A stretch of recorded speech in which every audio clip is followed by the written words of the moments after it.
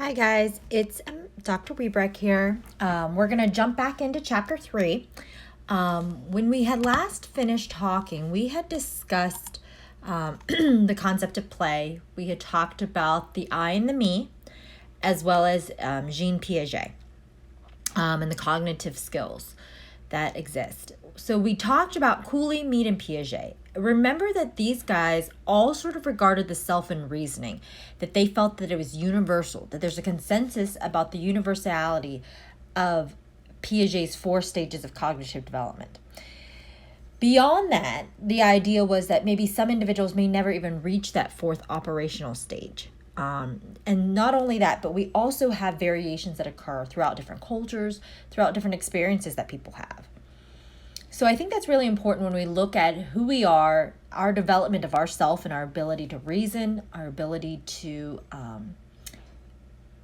look at ourselves in a different sense and identify what it is that we're attempting to do. Because remember that development process is an ongoing, lifelong process. Okay? So let's jump into a little discussion in reference to Sigmund Freud. I know some of you guys, when I had mentioned his name, had not really been too familiar with him. So Freud is actually an Austrian neurologist, and he was the founder of something called psychoanalysis. So it's a clinical way in which we look at psychopathologies between a patient and a psychoanalyst necessarily. So you'll see him a lot in psychology. So if any of you intend to pursue that field, his name is definitely one that is going to be coming up quite often. Let me say this. Freud was and is extremely influential in all humanities disciplines. He did a lot of research and debate in reference to therapeutic efficiencies. He really wanted to make sure that the clients were receiving the most thought out and well-devised kind of approach to their services. I will say that some of his teachings are a bit unique in that sense. So we don't jump too much into that in this class, but if you ever take a psychology course, you will see that a lot of his work has some very interesting underlying thoughts and beliefs and values in that. All right, so let's talk about Freud's work in sociology. So in sociology, one of the things that he believed was that personality consists of 3 elements: the id, the ego, and the superego. Okay? So let's break these down. The first one is the id, ID. The id demands there's a fulfillment of basic needs like attention, safety, food, even sex, right? There's basic drives that guide us in everything that we do. Okay, so there's the id. The second one is the ego. The ego balances between the needs of the id and the demands of society. Think about it. We have our basic needs that we want, right? But we necessarily don't, there's certain elements that happen in our society that we don't necessarily are able to fulfill 24/7, right? Or that we have to be mindful of within our society because there's rules and restrictions in place. The third one is the superego. Here we're looking at, it gives us the feelings of guilt or shame, right? When we break rules, that feeling of pride, maybe when we do something good, or that self-satisfaction when we follow them, right? So here, Freud believes that conscience, that internalized norms and values of our social groups help guide us in those feelings, okay? Now, he does not, okay, even though we discussed this here, Freud's views don't necessarily go with everything in sociology. One of the core tenets of sociology was that social factors shape people's behaviors. Freud went completely against that in a sense. Freud believes that social factors didn't necessarily play a part in this, okay, which goes against everything in sociology, technically. So according to Freud, females, in his belief, are inferior and castrated males. Very strong language. So again, think about those words. He believed that these things were, not necessarily part of our personality. So think about that. That's really challenging to sort of hear when we look at these three things. But I want you guys to understand what the id, the ego, and the superego are. Okay? So the id, again, is that demand, that fulfillment of basic needs, like our attention. We want people to pay attention to us. We want that element of safety, food, even sex at moments. The ego balance between the needs of the id and the demands of society. And then, of course, the superego gives us feelings of guilt or shame when we break those rules, when there's a feeling of pride and self-satisfaction when we follow them, right? Okay. So then, here's a little video. I want you guys to sort of watch this because it's really good, and it gives you guys a little bit more of it makes things make a little bit more sense when we're looking at our three parts of our personality, okay? And how we make decisions in that sense. Okay. So here, sociologists obviously appreciate Freud's approach on socialization. The problem is that sociologists object to the view that there are these inborn and subconscious motivations that are primary reasons for human behavior. Realistically, sociologists believe that there are outside factors, right, that influence people's behaviors and personality in that sense. So here these factors are like social class, people's roles in groups, all those types of things that might be underlying reasons why people might engage in those certain behaviors. Okay. The next person we're going to talk about is Lawrence Kohlberg.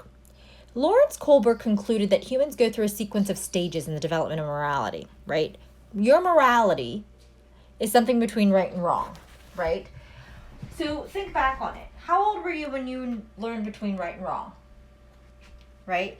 We don't take something without asking, or we don't put our finger in the electric socket, or we don't back talk, whatever the case is, right? There's right and wrong in that morality sense, okay?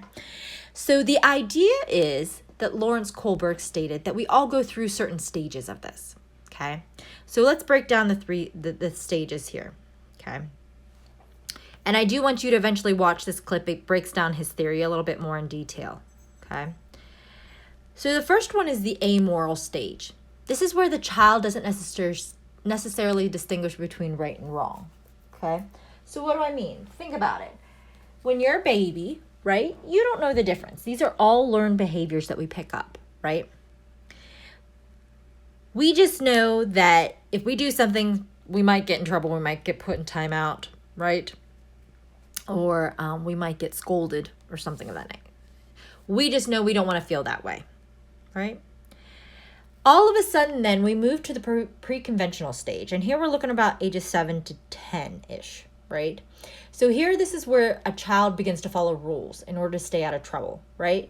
When you're in kindergarten, first grade, you're little, right? You don't want to end up on that sad side or on the red side or whatever they do nowadays, right?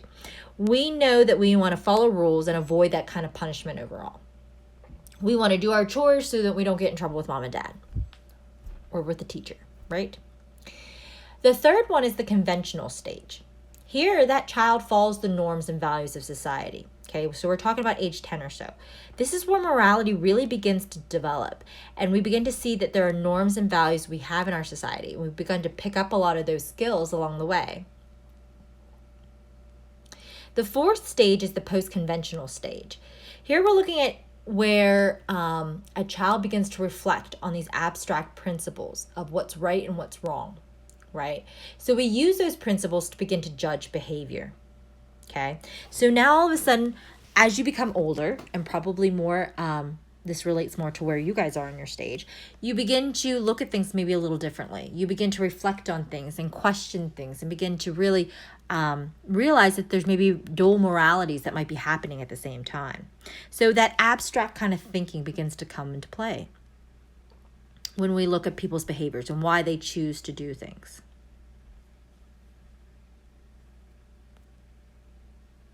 Okay. There is also another study that was done. It was by Carol Gilliam. where they studied the differences between how males and females view morality overall. So what was interesting was Jillian disagreed with what Kohlberg's conclusions were. She found that females tend to evaluate morality in different terms of personal relationships. So how they have personal relationships, whether friendships, partnerships, whatever, and how those actions will affect others. Jillian then believed that males think in terms of abstract principles of right and wrong, which is interesting, right? It's not just through the relationships. It's more so like there's just a black and white kind of concept with it. Jillian, all of a sudden, after doing all that research and stuff, went back and retracted her work and said that she no longer necessarily supports her original position in that. Although it appears that the looking glass self and role-taking in all the social minds are universal phenomena. So what Jillian in her work was doing was saying, wait a second, I originally thought that there was a gender component here that differed upon how they view morality, but now I don't believe that that's necessarily the case. I think that she's taking out that variable now. It was a bit of a controversial study at the time. Understand that emotions depend on our socialization within a particular society, right? Everybody experiences different kinds of emotions overall. So there was an anthropologist named Paul Ekman who concluded that everyone experiences 6 basic types of emotions. Think about that, 6. Anger, disgust, fear, happiness, sadness, and surprise. He believed that those expressions of emotions vary depending upon gender, social class, culture, and relationships. What are your thoughts? Are these things that are universal, or are these things that can differ from place to place? What's interesting is, in sociology, we tend to find that socialization not only leads to different ways of us expressing our emotions, but even to what we actually do express. So a lot of times socialization is meant to turn us into conforming members of society, right? There's very much a learned process in that. You will find certain cultures where emotions are not necessarily portrayed in a way that we can,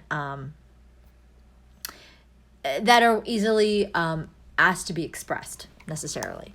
So it's sort of interesting when we look at that concept, because we begin to see that perhaps that is something that differs, right? Let's look at socialization into gender. Gender, okay, is the behaviors and attitudes that a society considers proper for males and females, masculinity and femininity.